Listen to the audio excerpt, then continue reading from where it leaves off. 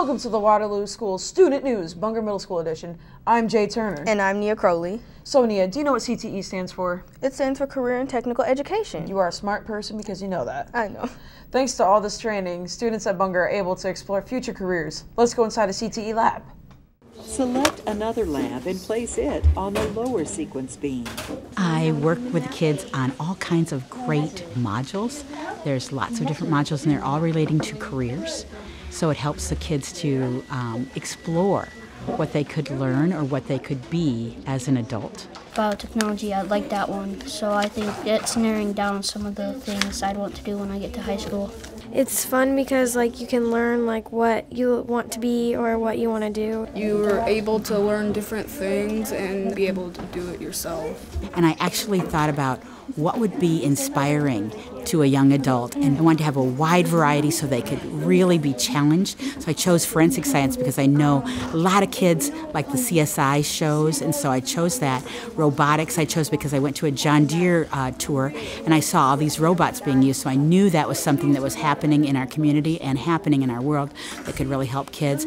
I chose computer graphics and animation because a lot of my students are really interested in animation. I chose practical skills because I thought every single person needs to be able to put in a screw and change a light bulb and do some basic wiring and do some plumbing. One just has moisture, and one has light and moisture. Horticulture.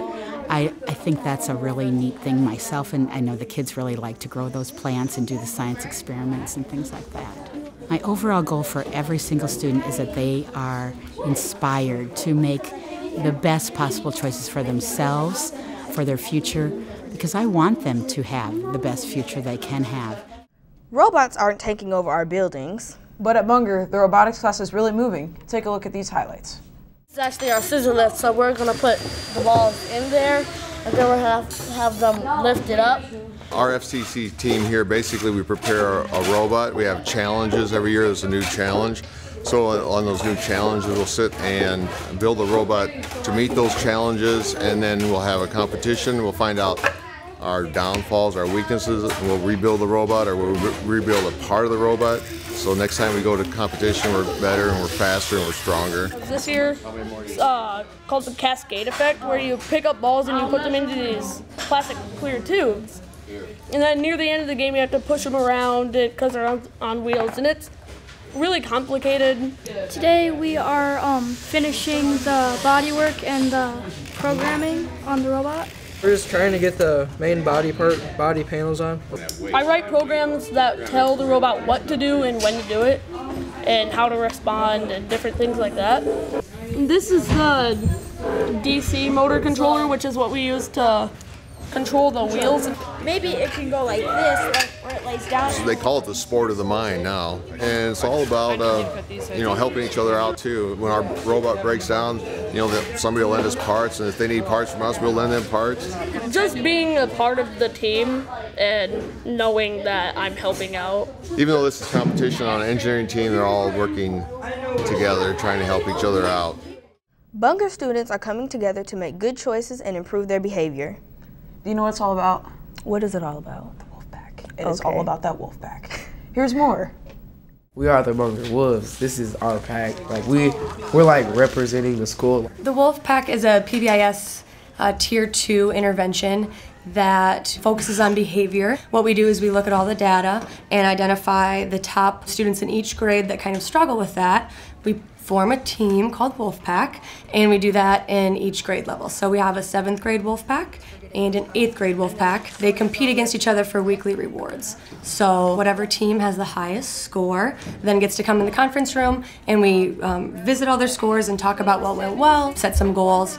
If we get a certain percentage, we get to have a reward like ice cream, and if we get 90% as an average, we get to have a friend to the gym, and sometimes she gives us a pizza party. The leader of the pack, that means you have the highest percentage.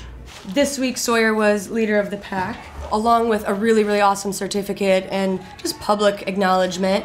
I'll also give a phone call home and say, hey, he did awesome. He got 98% this week. And so the kids like that too, especially on a Friday. I think not only just here getting that positive recognition, but having parents realize that they're getting a positive phone call is so important for them. I feel kind of honored they believe that I can do better. And like, they really don't like judge you, but they help you a lot so that way next year we can improve and get us ready for high school and our road to college. And it's really nice here. It brings us closer as a pack, the Wolves. We're all good in our own way. When I wasn't in Wolfpack, I was always getting in trouble. But now that I'm in Wolfpack, I'm not getting in trouble as much. You know, what do you think you should do this week that's different than last week? And so this is a way for them to think before they act. They'll stop and think, that would get me an N instead of a Y on my card. And I really want to go to the gym on Friday and play basketball. So it's all about reflection and them learning skills that will carry them through the rest of their life. Art classes in Waterloo schools really bring out the creative side in all of our students. At Bunger Middle School, 6th and 8th graders share a classroom full of interesting projects. Let's go inside. You start with your weakest color and mix that first. In 6th grade, we're working on making color wheels. So we've learned a lot about color theory already, and we spent all of last week writing notes and making sure that they had a good handle on understanding how to mix color and how to put them together. And now they're taking all that information and actually applying it to paint. I'm going to demonstrate how to creatively transform that into a creature, and then tomorrow you guys are going to be actually building yourself. Creature pinch pots. So they start out making little hand-formed pinch pots, and I'm going to demonstrate how to do that first. And then they're going to take different pieces of clay and form them with their hands and learn how to slip and score and start attaching those pieces to make creative creatures. If you look on the inside there, it's pretty even. The clay units are the most fun to teach. The kids look forward to them, and they get to be the most creative with those, I think. Roll this into a nice round ball. The purpose of the website is just another additional opportunity to display student artwork and see what's going on in the classroom. Also, families doesn't always live right here in Waterloo. Sometimes people have extended family, grandparents that live in another state, and they could just direct them to the link and they could see their students' artwork. Yep, you're going to take half of this yellow and put it in there. I just want them to learn to appreciate it in general, you know, find something that they liked about it and walk away feeling good about it. And thank you so much for watching. Go Wolves!